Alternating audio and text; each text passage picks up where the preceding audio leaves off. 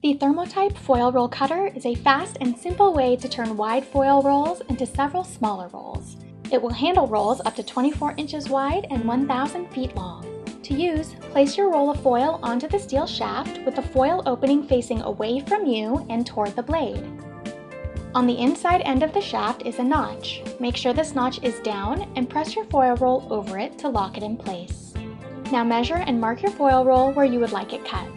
An expert tip is to wrap a couple of layers of masking tape all the way around the foil to help keep it neatly together once cut, though this is not shown in the video. Move the blade into position, release the safety latch, and align it up to your mark. Lock the blade in place and replace the safety cover. Now turn on the machine to begin spinning the roll. The blade itself is stationary. Lift the safety cover and use the handle to press the blade against the roll. Allow the safety cover to fall onto the roll while you cut. Apply gentle pressure to gradually cut the roll. You will get a feel for the best pressure when you're using it yourself.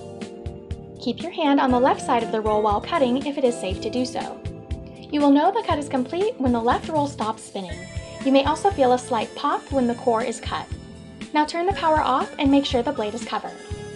Then lift the shaft to remove your cut rolls, and that's it.